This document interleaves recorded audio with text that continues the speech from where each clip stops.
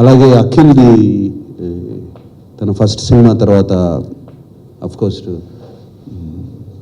నాకన్నా తను బాగా షాక్ అయిపోయాడు, పాపం ఇదయ్యాడు. బట్ మంచిది, చిన్న వయసులో పెద్ద దెబ్బ తగిలింది. అండ్ అటువంటి దెబ్బ తగిలినప్పుడు డెఫినెట్గా మంచి ఫౌండేషన్ వస్తుంది. అండ్ ధైర్యం, కాన్ఫిడెన్స్ అన్నీ అది తట్టుకుని బయటపడితే చాలా వస్తాయి.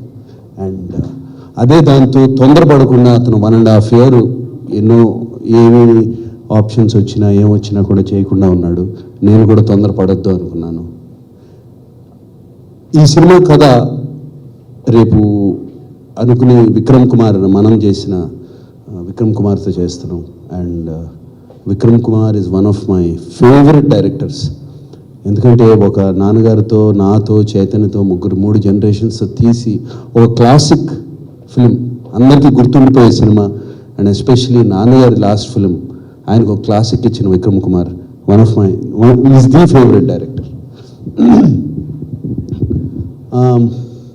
ఈ కథ ఆ సినిమా జరుగుతుండగానే చెప్పాడు. అండ్ ఈ లవ్ స్టోరీ అండ్ బాగా నచ్చింది అప్పుడే నాకు. ఇది అఖిల్కి చేస్తే బాగుంటుంది అనుకున్నాను. మనం రిలీజ్ అయింది, పెద్ద హిట్ అయింది, పారిపోయాడు విక్రమ్ కుమార్ నా దగ్గర నుంచి. మళ్ళీ దొరకలేదు, బిఫోర్ అడ్వాన్స్ ఇచ్చే లోపల వెళ్ళిపోయాడు, పట్టుకుపోయారు. సో ఫైనల్గా లక్కీగా ఇప్పుడు మళ్ళీ నేను అప్పుడు అనుకున్నది ఇప్పుడు సెట్ అయింది, అఖిల్తో చేస్తే బాగుంటుందని. అండ్ నిన్నే పెళ్లి చేసుకున్నాడు. అతనికి ఒక 2 వారాలు 3 వారాలు టైం ఇస్తాను. దాని తర్వాత తెచ్చి ఇక్కడ కూర్చోబెట్టి ప్రాబబ్లీ నవంబర్ కథ ఆల్మోస్ట్ రెడీగా ఉంది. నవంబర్లో స్టార్ట్ చేద్దామని.